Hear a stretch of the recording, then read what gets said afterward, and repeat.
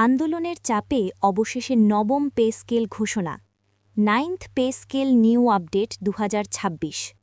সর্বশেষ আপডেট পেতে চ্যানেলটি অবশ্যই সাবস্ক্রাইব করে রাখুন। অবশেষে দীর্ঘদিনের আন্দোলন, দাবি আর চাপের মুখে নবম পে স্কেল ঘোষণা নিয়ে আজকের আলোচনায় গুরুত্বপূর্ণ বার্তা দিয়েছেন অর্থ উপদেষ্টা।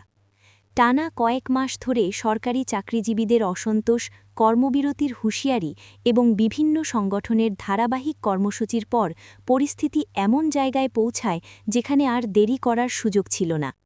আজকের আলোচনায় অর্থ উপদেষ্টা স্পষ্টভাবে জানান, সরকার বিষয়টির গুরুত্ব অনুধাবন করেছে এবং নবম পে স্কেল বাস্তবায়নের পথে আর কোনো বড় বাধা নেই।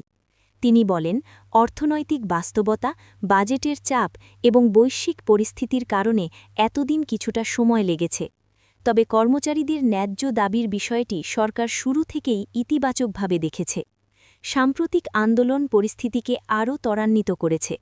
অর্থ উপদেষ্টার ভাষায়, দাবিগুলো যৌক্তিক ছিল, আর তাই আমরা বিষয়টি সর্বোচ্চ অগ্রাধিকার দিয়েছি।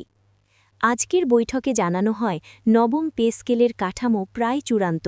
বেতন বৃদ্ধির হার, গ্রেড পুনর্বিন্যাস এবং ভাতাদি সংক্রান্ত প্রস্তাবগুলো চূড়ান্ত অনুমোদনের জন্য প্রস্তুত।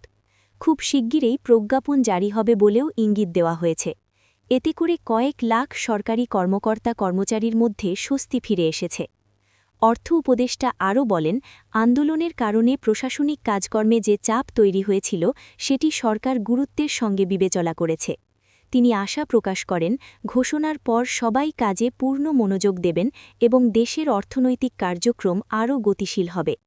একই সঙ্গে তিনি সতর্ক করে বলেন, নতুন পে স্কেল কার্যকর হলে রাজস্ব আয় বাড়ানো এবং ব্যয় নিয়ন্ত্রণে আরও শৃঙ্খলা আনতে হবে। আজকের আলোচনার পর স্পষ্ট বার্তা মিলেছে। আন্দোলনের চাপই শেষ পর্যন্ত সিদ্ধান্তকে ত্বরান্বিত করেছে। দীর্ঘ প্রতীক্ষার পর নবম পে স্কেল ঘোষণার পথে বড় অগ্রগতি এসেছে। এখন সবার চোখ প্রজ্ঞাপন জারির দিকে। সরকারি চাকরিজীবীদের জন্য এটি নিঃসন্দেহে একটি বড় স্বস্তির খবর এবং নতুন আশার সূচনা। টানা আন্দোলন, কর্মসূচি ও চাপের মুখে নবম পে স্কেল ঘোষণা নিয়ে আজকের আলোচনায় আরও স্পষ্ট বার্তা দিয়েছেন অর্থ উপদেষ্টা। তিনি স্বীকার করেছেন, দীর্ঘদিন ধরে সরকারি চাকরিজীবীদের মাঝে যে হতাশা তৈরি হয়েছিল তা দূর করা এখন সরকারের জন্য অত্যন্ত গুরুত্বপূর্ণ। কারণ বেতন কাঠামো শুধু আর্থিক বিষয় নয়, এটি প্রশাসনের মনোবল, কর্মক্ষমতা এবং সেবার মানের সঙ্গেও সরাসরি জড়িত। আজকের বৈঠকে অর্থ উপদেষ্টা জানান, আন্দোলনের ধারাবাহিকতা সরকার গভীরভাবে পর্যবেক্ষণ করেছে। বিভিন্ন মন্ত্রণালয় ও দপ্তর থেকে প্রতিবেদন নেওয়া হয়েছে। তিনি বলেন, কর্মচারীদের দাবি একেবারেই অযৌক্তিক ছিল না। মূল্যস্ফীতি, জীবনযাত্রার ব্যয় বৃদ্ধি এবং বাজার পরিস্থিতির বাস্তবতায় নতুন পে স্কেল সময়ের দাবি হয়ে উঠেছিল। তাই সরকার বিষয়টি আর ঝুলিয়ে রাখেনি। তিনি আরও উল্লেখ করেন, নবম পে স্কেলের খসড়া প্রস্তাব তৈরি করতে বিশেষজ্ঞ কমিটি কাজ করেছে।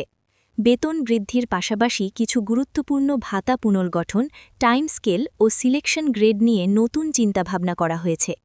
এতে নিম্ন ও মধ্যম গ্রেডের কর্মচারীরা তুলনামূলক বেশি সুবিধা পাবেন বলে ইঙ্গিত দেওয়া হয়েছে। অর্থ উপদেষ্টার ভাষায়, আমরা এমন একটি কাঠামো দিতে চাই যাতে সবাই ন্যায্যতা অনুভব করেন। আলোচনায় আরও উঠে আসে, প্রজ্ঞাপন জারির প্রক্রিয়া প্রায় শেষ পর্যায়ে।